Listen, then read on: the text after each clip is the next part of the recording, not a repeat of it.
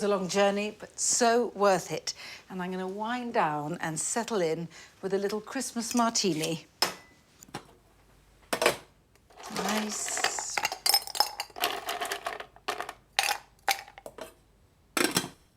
Vodka.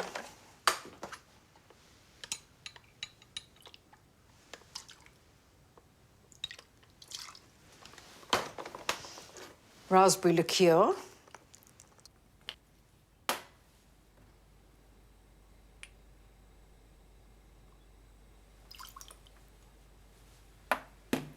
And creme de cacao blanc, chocolate.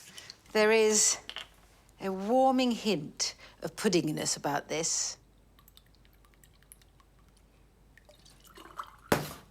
And more than a soupçon of camp.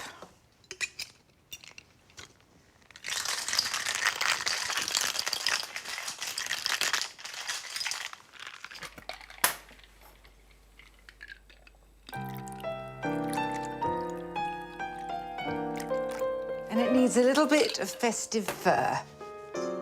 Rosemary will do. Chin chin.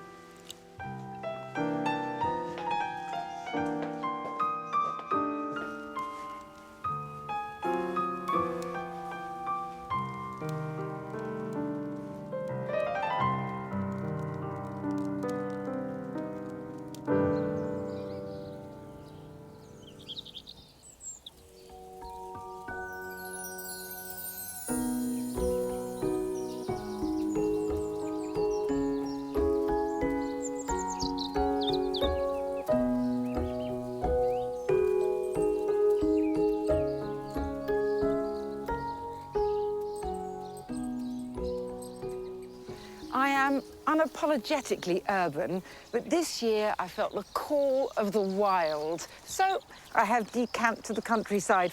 I just felt the need to wake up to a big sky and go for long walks and then eat hearty meals and in the evenings hunker down, all cosy by a crackling log fire.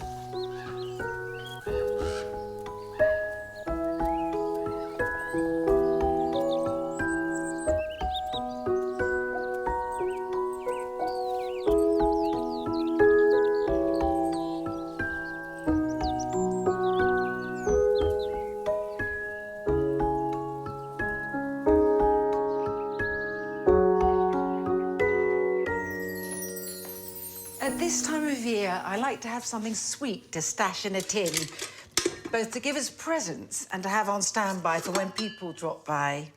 And this is where my forgotten cookies come in.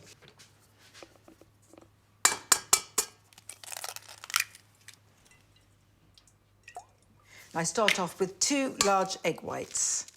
And you know, there's just something about a gentle spot of cosy pottering and baking that truly makes me feel Christmas has come. And I just need a pinch of salt before I whisk these to soft peaks.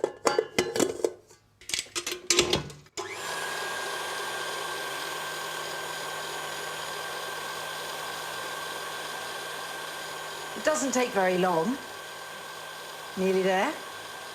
And as with making a meringue, I'm going to add some sugar. I've got 100 grams of caster sugar. And I'm going to keep the whisk fast and add the sugar gradually. And I say much like a meringue, but really, in a way, these are up to a point meringues. They're a cross between a meringue and a cookie. So obviously at home, we call these marookies, obviously.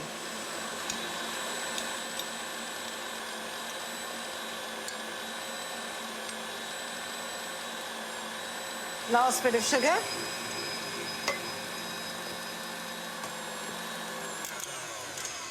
And it's all in. Ah, beautiful gleaming snow. Gonna need this in a minute. I want some ground cardamom, not a lot, 1/4 teaspoon. Such a distinctive scent, it really is the smell of Scandinavian Christmas baking. It's got a peppery citrusiness and deliciously smoky. I want a teaspoon of corn flour. Here we are.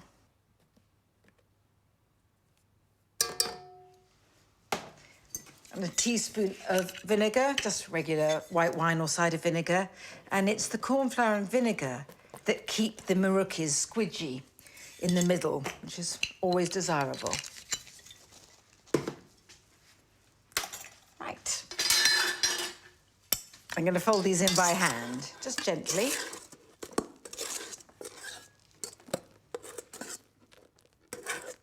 I don't know how it should be that adding chocolate and nuts turns these into cookies. It just does.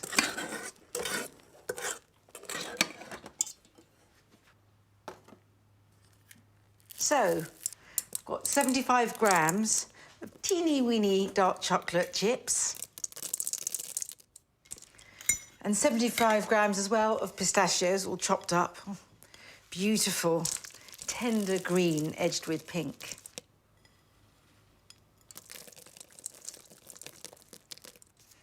Just makes it feel such a treat with the pistachios. I don't know why it should be, but it just does. Now I'm gonna fold these in gently. And that is my marooki batter done. Right. Ah, I kept the whisk for a reason. So we'll just stick down the baking parchment.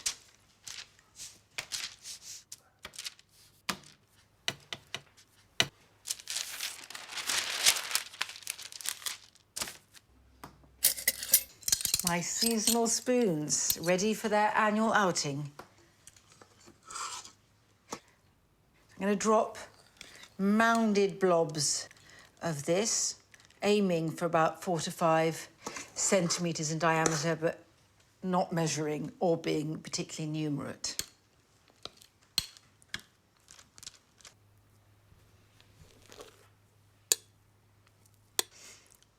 This is just deliciously relaxing.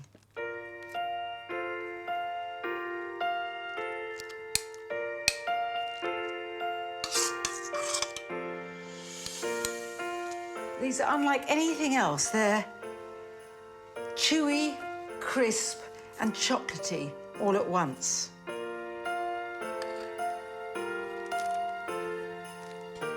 And there is a reason why they're called forgotten cookies, because I don't actually bake them.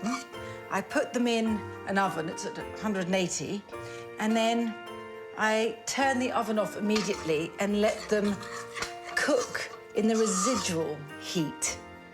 Normally leave them overnight, or I can do the same amount of hours all day, since the rest of my cooking today is going to be on the hob.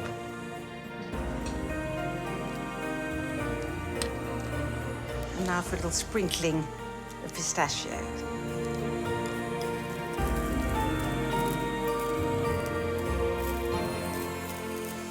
These are forgotten cookies, and I have to say, I often do forget they're in the oven, so I have to stick a note saying, do not use oven.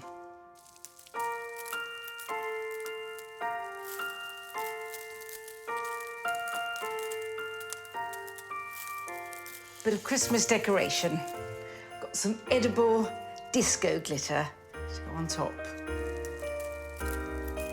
Won't lose its sparkle in the oven, not one bit. Look at them twinkling. Right, that's them done. Note to self.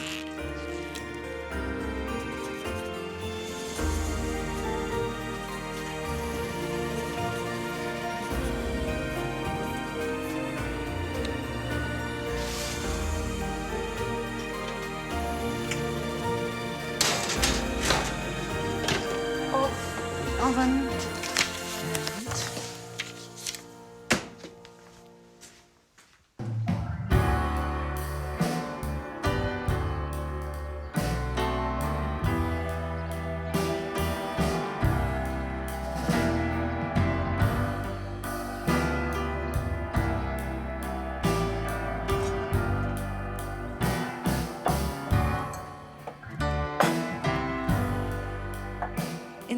Inspired and uplifted by everything around me, I've decided to have a little Christmas party, and I'm going to throw it right here in the barn.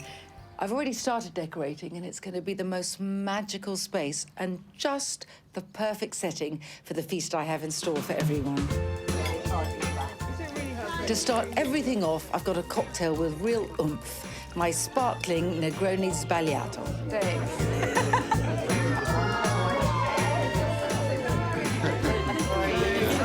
This will be served alongside my retro fabulous deviled eggs.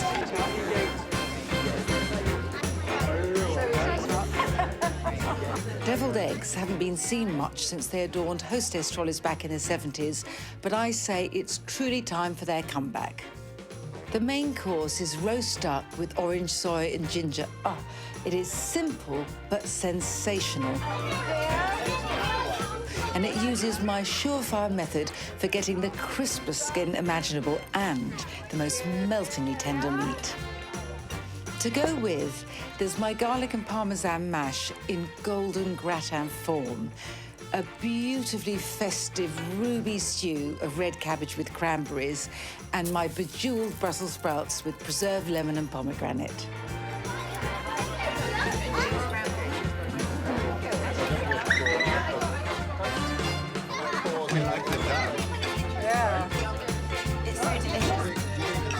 And after all that, there's dessert nirvana in the form of a dark and luscious sticky toffee pudding and Brandy's salted caramel ice cream.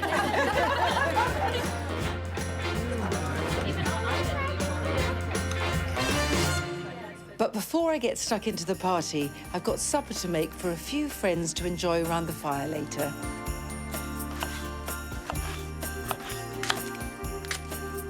There's a bit of chopping needed for this, but nothing too daunting, even for someone with my poor knife skills.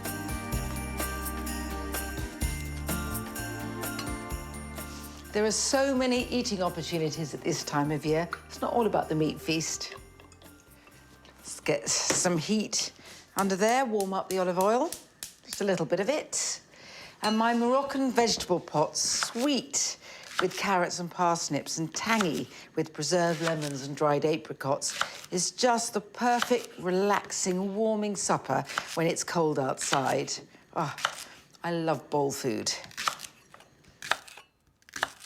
First in go the leeks, that mellow, sweet allium flavour. Now some cinnamon. Cumin. The Moroccan spice, I think. Ah, some ground ginger. Beautiful, warming spices, just right. And Christmassy, too.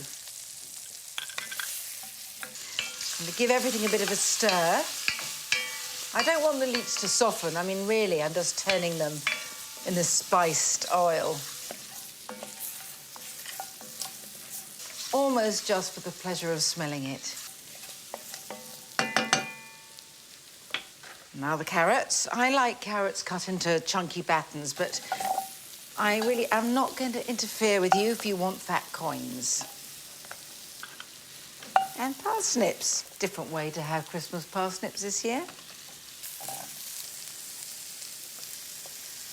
And I've got some chunked up potato, not much, but it will absorb all the spices beautifully.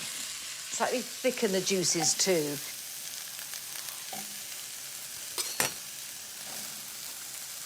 And aubergine, well, it too drinks up the flavour, whatever it cooks with.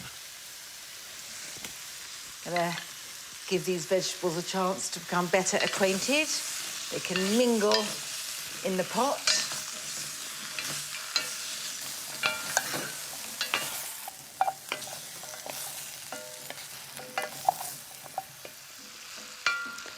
So, garlic. What I like to do is just press down with the flat of a knife so I can remove the skins easily and the cloves themselves become splintered. Cook this way, you don't get the burning heat of garlic, just mellow, sweet warmth. So after the sweet garlic, some salty green olives pitted. There we are. In they go, tumble in. Ah, apricots. Just going to snip them in. Everyone can get more that way.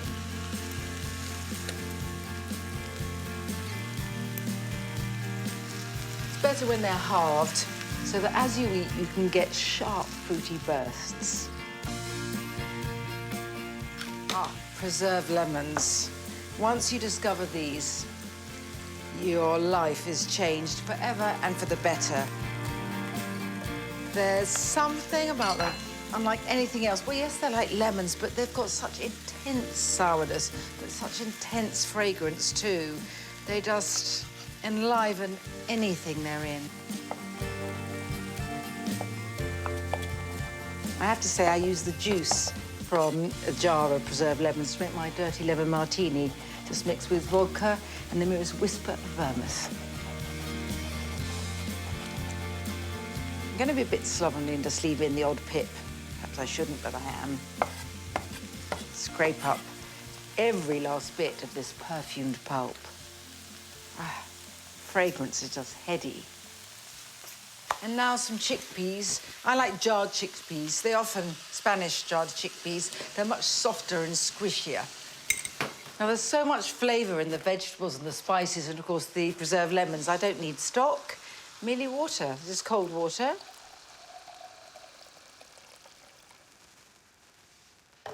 Saffron. These precious strands with a wonderful, rich flavour and bringing that glint of gold as well. I'm going to salt generously. It's good to do everything generously.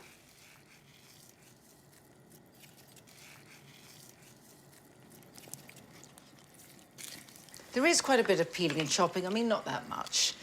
But this is so relaxing to make because everything goes into the pot and then comes to a bubble, simmers gently until it's tender, and that's all there is to it.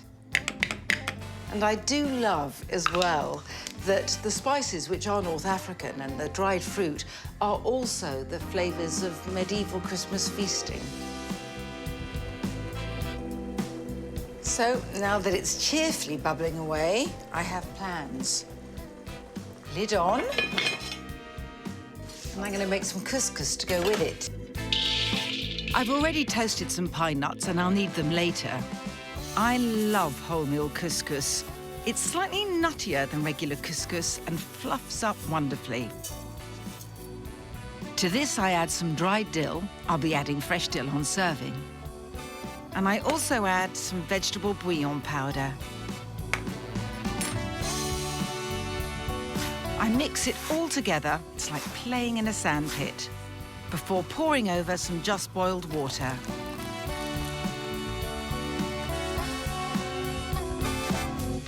Finally, I drizzle over a little olive oil, and once I've covered it, I just let it stand.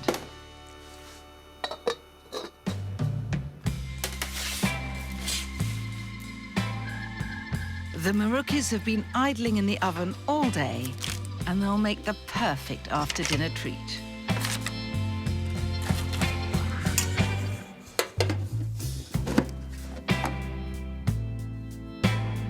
Just before serving the couscous, I toss through those toasted pine nuts and a few fronds of fresh dill.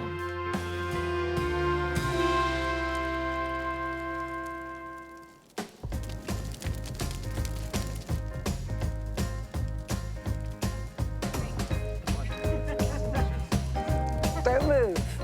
I have a small token of my esteem and affection. When I have a ladle, it just always reminds me of my custard monitor days. I would dole out the custard at school. During lunch? Lunchtime. It's the only position of authority I've had.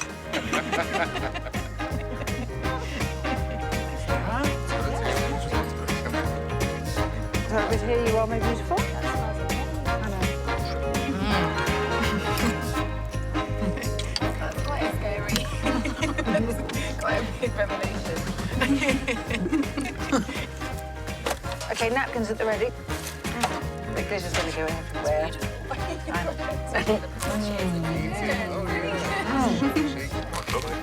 So chewy. It's a really chunky one. Tasty.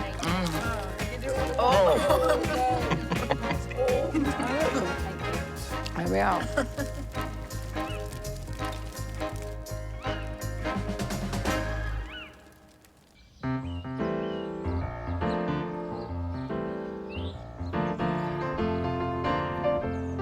Right, I just need to pop into town for some seasonal supplies. I've come to collect the ducks. Yeah, no problem. Yeah, I've got those over here. Gorgeous. Beautiful. Yeah, good. Perfect, thank I'll you. get those wrapped up. Thank you. Thank you very much. See you. Bye.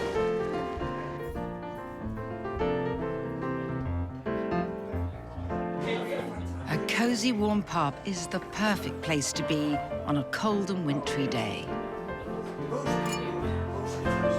I'm never going to change my approach to Christmas dinner itself. For me, it has to be turkey. I get my bucket out, I do the brine, the works. But really, I like to get as many celebrations in as possible at Christmas time. And my roast duck with ginger, orange and soy is fabulously festive. And it's just right for my cosy country escape.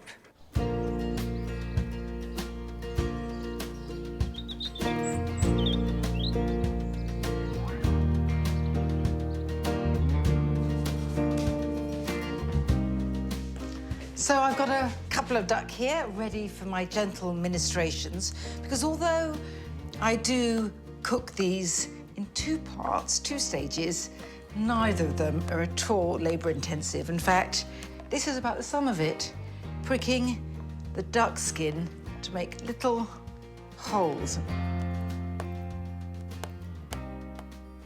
Rather enjoying these puncture noises. All the fat will drip out of the holes I'm making and make the skin wonderfully crisp later. I've always roasted duck in a two-stage operation, but this is my new simplified version. What I used to do is boil the duck first, but I really thought at this time of year, who needs to be wrangling ducks out of a big pan of boiling water? So now I steam roast them for the first time. So the first stage, the steam roasting, keeps the meat lusciously tender. And the final quick blitz in a hot oven means that the skin is bronzed and crisp, wafer thin, with delicate shards of crackling.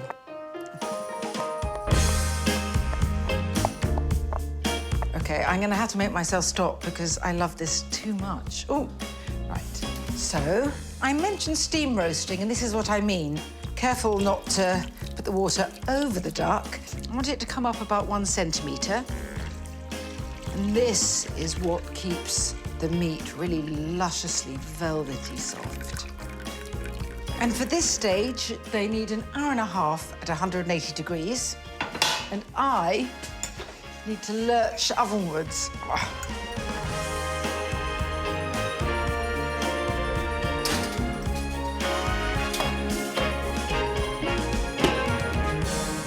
I don't add anything to the ducks while I cook them because this sauce adds all the flavour their rich meat needs. I've got ½ litre of cold water and the smell of Christmas. I want the pared zest of 2 oranges. And I use 2 rather than 1 large one because this size tends to have the thinner skin, which gives a more delicate orange flavour and less of the pith. I wish I were the sort of person who could remove this in one piece, but no point lamenting it. I'll never be that person. Anyway, what does it matter?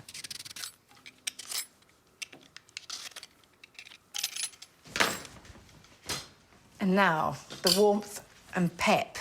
Some fresh ginger. Can add these golden coins to the pan. And the last ingredient for now into this Asian-scented sauce, well, it's more than anointing liquid, really, is star anise. Gorgeous scent. Stage 1 is just to let these flavours infuse, although the final touches are not much more complicated. Anything that makes life easier is a good thing. This is all so simple, but the depth of flavour is immense. This has come to a bubble now, so I can turn it off. And it's got a fabulously festive fragrance. And I need do nothing to it until we're about to eat. But I've got a couple of other things I want to get ahead with. Love cooking in advance at this time of year. And it wouldn't be Christmas without red cabbage.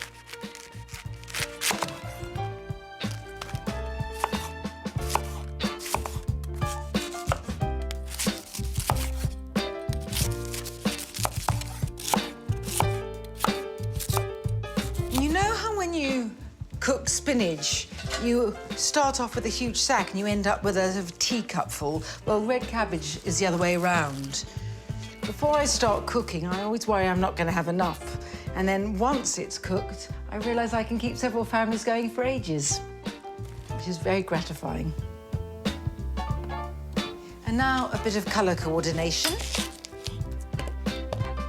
Cut this red onion into fine half moons.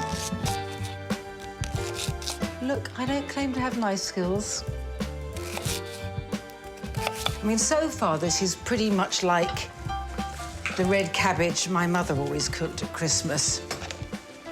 Although, actually, she would use a regular onion, not a red onion. And just as she did, I'm adding sugar, some soft, dark sugar. Ditto the spicing, really lovely and warm. Cinnamon. So sort of rich and seasonal. That's it, Christmas. Just a bit of cloves, not too much. Little goes a long way here. But this is where I've changed things.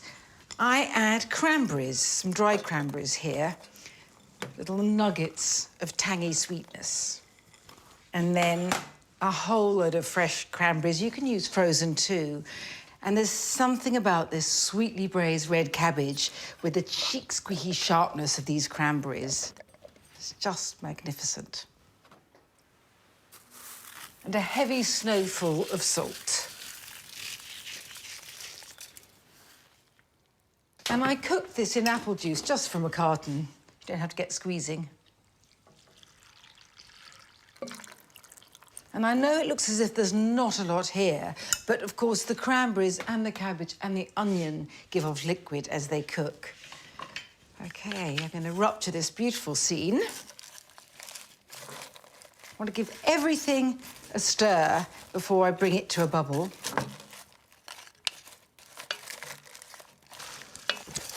And the wonderful thing about red cabbage is that it actually tastes better when you make it a bit ahead. So not only does it make your life easier, but it makes everything even more gorgeous. Tap this down a bit. Oh, I think that was a cranberry squealing there. OK, heat on. Just let it come to a bubble. This is a real seasonal addition to me, sort of in one bowl, braised red cabbage and cranberry sauce.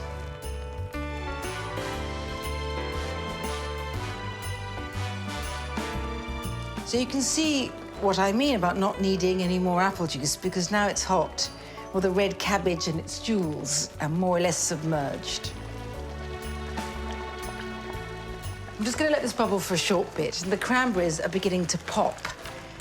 The wonderful thing is the pectin in the cranberries actually thickens the liquid later. Such a gorgeous sight. However, it needs its lid on while it cooks until it's tender. And then I just heat it up for the party. So easy.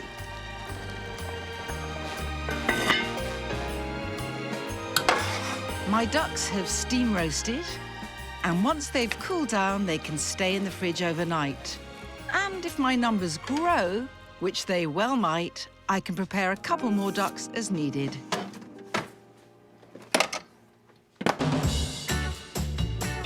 Now for my easy make-ahead garlic and parmesan mash. I boiled the potatoes with several fat cloves of garlic, and once drained, I add butter and some of the garlicky potato water before mashing roughly. I add a little more water, as much as I need to make the mash soft and creamy, and whisk till smooth. Do not use a blender or processor here, or the mash will get gluey. Finally, I add a generous amount of grated parmesan and mix it in by hand before dividing between a couple of buttered oven-proof dishes. And I'll leave these as they are now, adding a topping just before I warm them up on the day.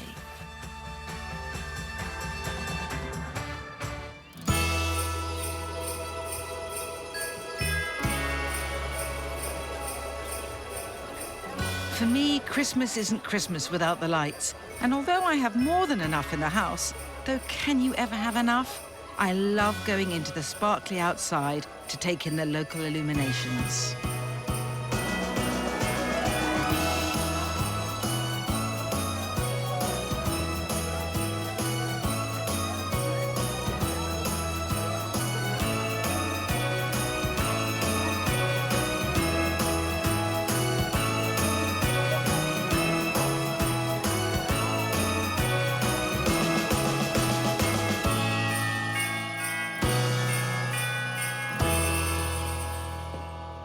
I absolutely have to have salted caramel at Christmas in some shape or form.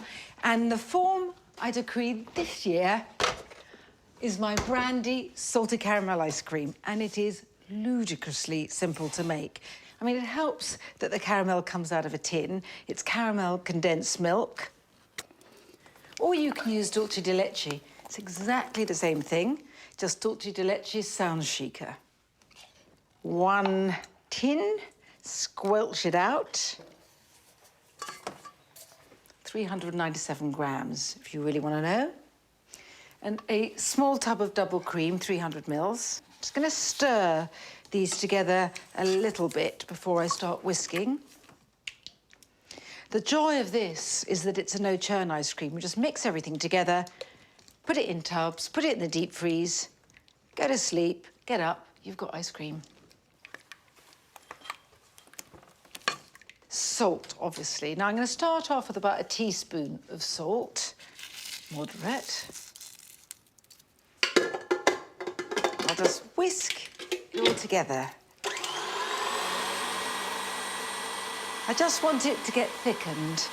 I can hardly wait. So I'm going to turn the speed down a bit while I add the brandy.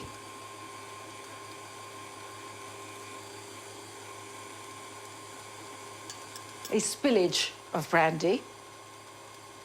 I normally make salted caramel ice cream with bourbon, but at Christmas it has to be brandy. Just going to have a taste, the ultimate sacrifice, because you really have to feel your way to the right amount of salt and brandy. And I want more of both.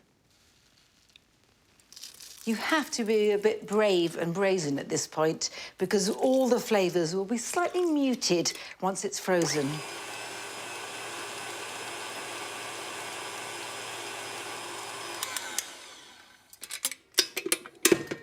So I've made my ice cream.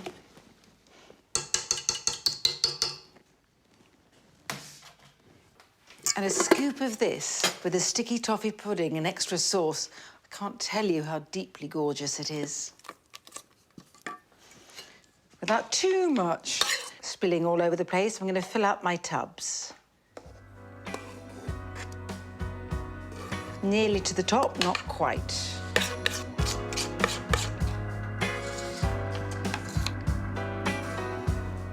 Gorgeous stuff. I could get a bit more out, but I think I'm going to scrape that down for myself later. I come armed.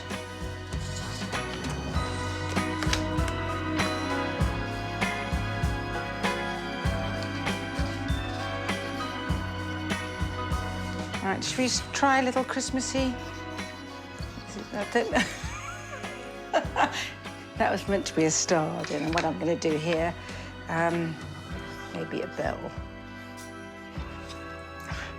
Art is not my thing.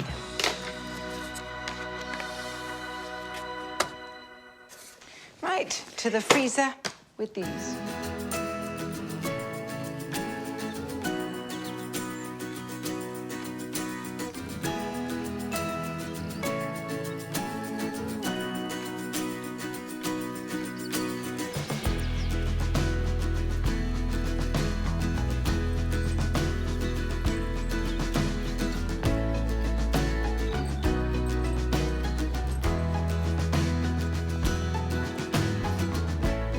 Everyone's coming round tonight, and I'm looking forward to it.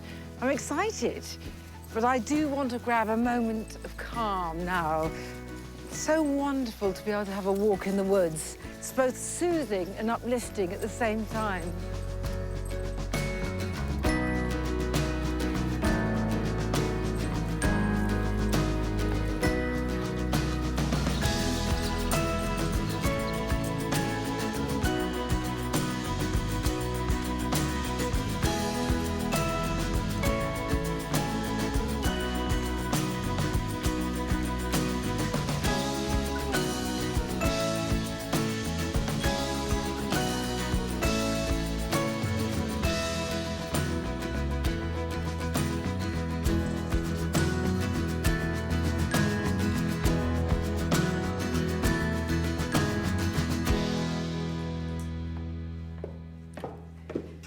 You know, recipes come into my life in serendipitous fashion.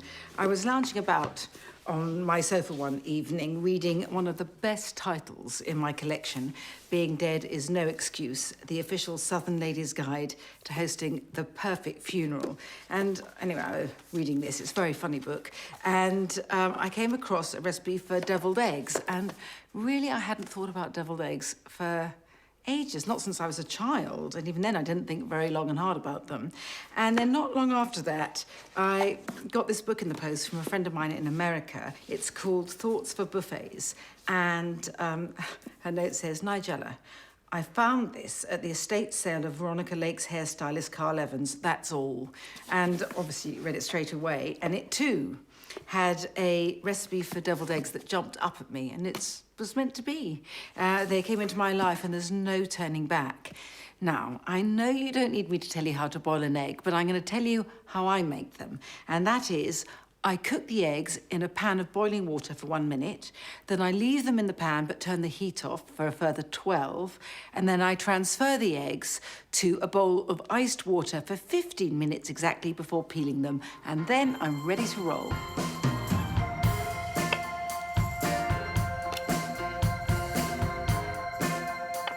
I don't deny, I mean, deviled eggs are fiddly to make, but they're not actually difficult. I'm just halving my last few eggs and popping out their yolks into a receptacle which may or may not be wise. It's a vintage jelly mould. It looked festive, what can I tell you? And you can see, well, that's not infallible, that because I did let the eggs lie on their sides overnight before boiling them, that the yolks are pretty much centred anyway. If you haven't had a deviled egg, I suppose the best way I have of describing it to you is to say it's a bit like an egg form of a loaded potato skin. I'm going to add flavour to these yolks and then stuff the cavities in the eggs with them. Anyway, watch carefully. First in, some mayonnaise. Now what do I need? Oh, English mustard. In America, when you eat these, it's always got Dijon, but no, I want them to be really properly devilled. A bit more fire, or satanic seasoning if you want. Some paprika, hot paprika. So this isn't just flavour, it just makes it look so gloriously golden. And some Tabasco. Shall I add more? No, I'm going to exercise some uncharacteristic restraint. I can taste later. some salt. Right, I'm just going to mix everything together a bit with a fork first. Oh, this would be so good in a sandwich. I suddenly have an overwhelming desire to slather it on 2 slices of good white bread and just clamp them together. Deviled eggs, for all that they're retro, are no joke. However many I make, they always, always get eaten. Now, obviously, you can just whip these with a fork, but I want them to be so light, and for that, I need this bit of heavy machinery, the stick blender. So, quick blitz. Extra virgin olive oil. This also helps with the smoothness and gives its glorious flavour. This is not the best thing to use. We'll get there, though, don't worry. I'm going to leave this planted here in my jelly mould. And key to everything emulsifying is some hot water. And that makes it so smooth and easy to pipe.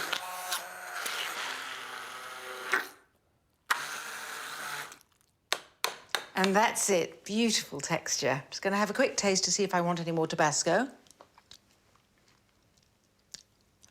Just a bit more.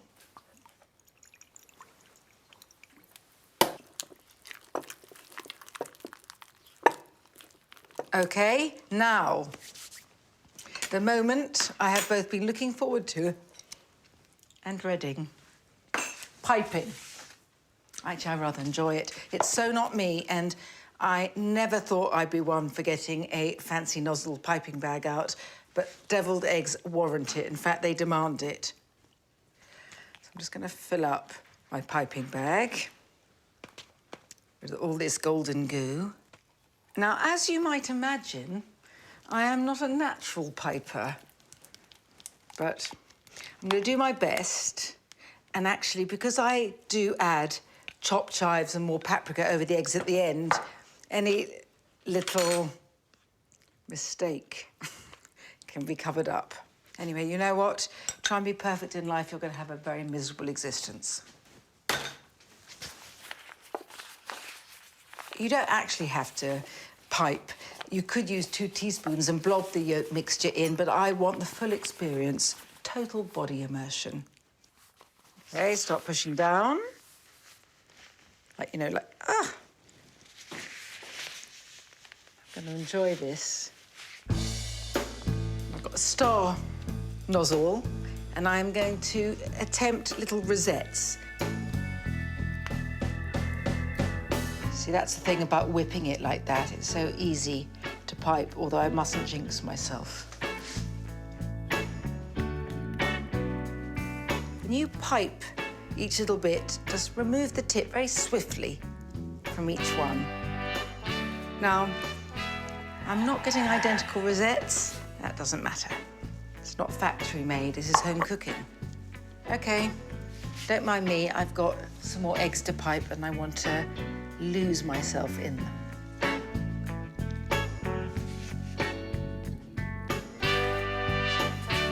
It's very peaceful work, rather mesmerising. The calm before the seasonal storm.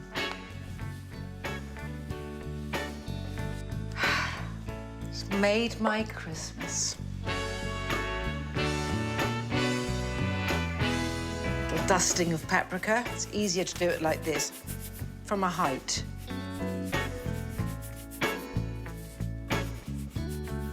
And a confetti of chives.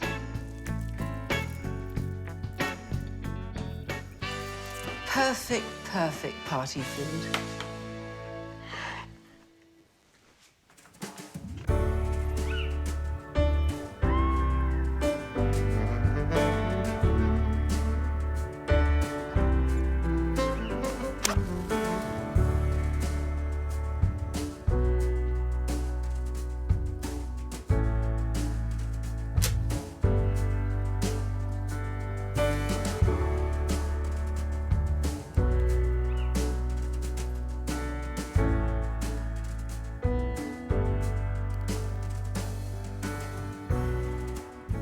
Even though I'm about to have everyone descend on me, I'm feeling calm and relaxed. And that is the joy of being able to do so much in advance.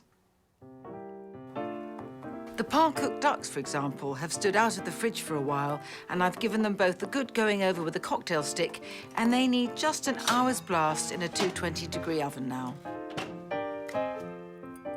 My garlic and parmesan mash is ready for the gratin topping. I made this by rubbing together 50 grams of breadcrumbs, 50 grams of soft unsalted butter, and 35 grams of grated parmesan. This needs 30 minutes in a 200-degree oven, though you could always put them in the oven below the duck. I've put the red cabbage on to warm up, and I'll do the sprouts at the very last minute. But right now, there is pudding to make. Much as I love bringing new flavours to all the festivities, I have to say this time of year is also just about the cosiness of tradition. And at my table, a sticky toffee pudding is a Christmas classic. Now, interesting I say classic, but, you know, sticky toffee pudding didn't even come to exist until the 70s. I've got 200 grams of soft-dried pitted dates, and these need to be roughly chopped. I add a teaspoon of bicarb before pouring over 200 ml of just boiled water. I leave these to soften while I get on with the cake batter. First in goes 75 grams of soft unsalted butter, and then 2 tablespoons of gleaming and viscous black treacle. These need to be mixed together before I add 50 grams of dark muscovado sugar. Once this is incorporated, I beat in a little more gently now 2 large eggs, which are at room temperature. Then 150 grams of plain flour, and finally 2 teaspoons of baking powder.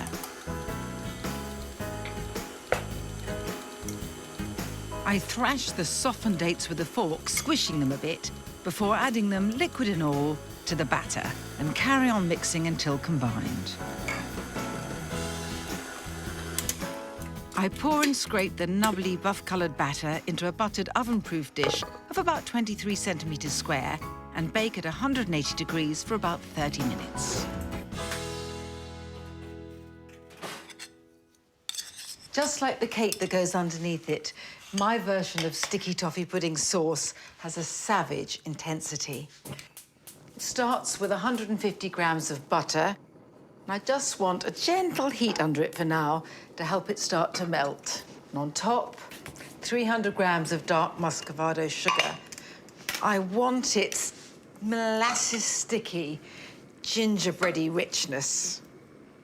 Yes, there's a lot of it, but this is not the time of year for restraint. When is, frankly. And now some treacle, and I have a tablespoon here that I've had in hot water. In theory, at least, it means the treacle should run off the spoon better, easier for measuring out. There's a wonderful dark undertow to the black treacle and a little bit of ferrous tang that I like. I'm just going to swirl it for a bit. Just want everything to melt together. The butter has more or less melted, so I'm going to start giving everything a bit of a stir. So, of course, the flavours here echo the gorgeous flavours of the date-studded cake. Look at that darkly gleaming at me. It has such a sombre majesty.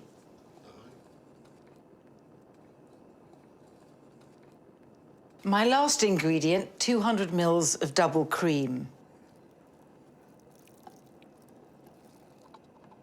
I rather enjoy seeing it just getting engulfed by the darkness.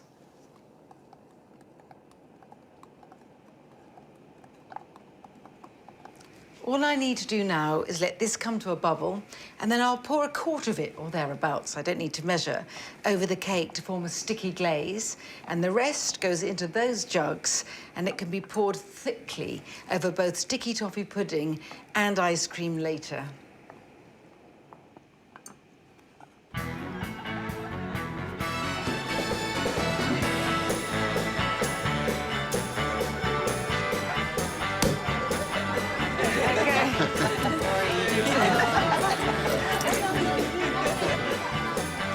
I've got the perfect cocktail to make my party go with a swing. It's called a Negroni Sbagliato. Now, you may know a classic Negroni, which is gin, red vermouth and Campari. And this version simply uses Prosecco instead of the gin. And Sbagliato means mistaken. And the story is that this cocktail came about by happy accident at the Bar Basso in Milan in the 60s, when a bartender used Prosecco instead of gin. I think it's probably apocryphal, but you know what?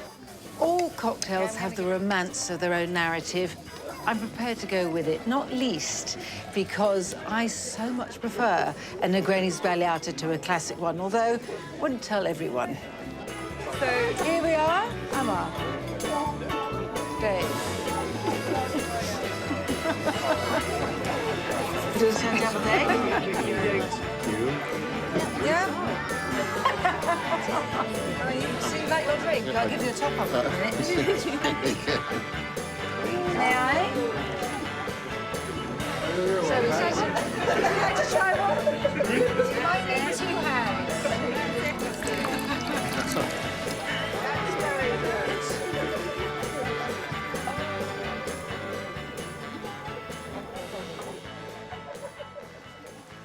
Well, the party seems to have got off to a good start, and the Brussels sprouts are the work of mere moments. Talking of which, can I just say, I have no time for the vociferous anti-sprout brigade or their Brussels-bashing bigotry.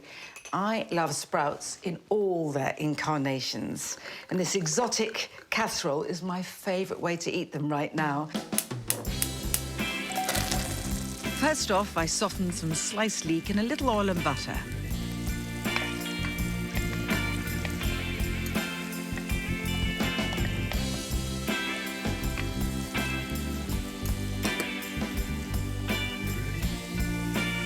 I mince in some garlic now.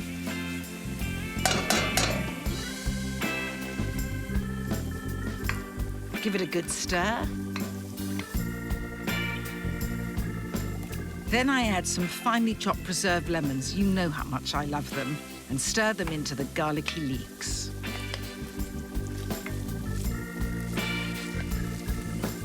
A little cinnamon adds Christmassy warmth, but subtly.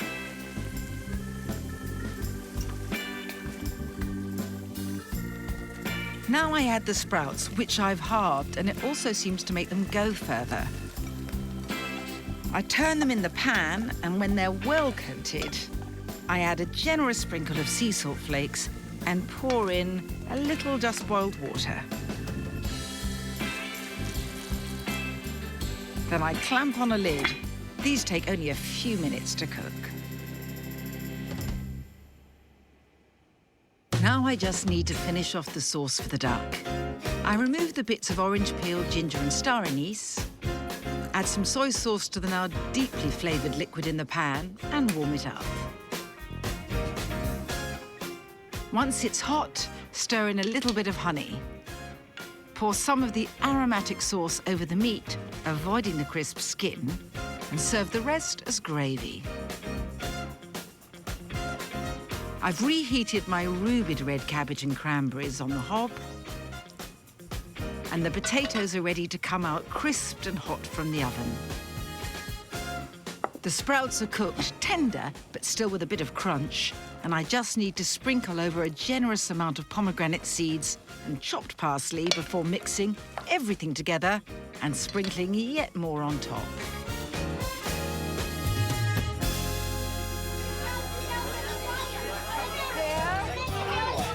Can I give you some of these to hand out? Here we are. Thank you very much.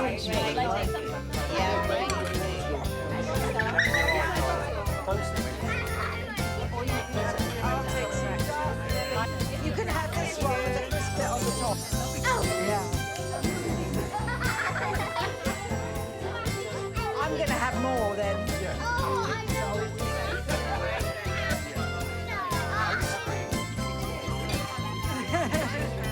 We like the duck. It's so delicious.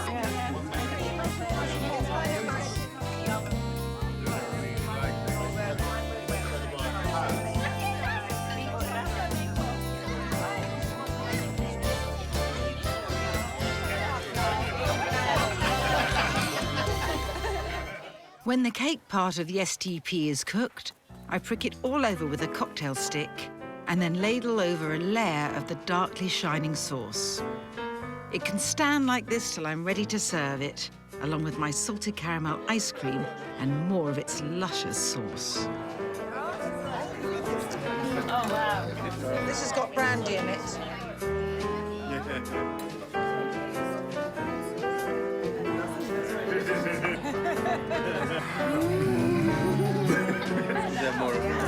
So good.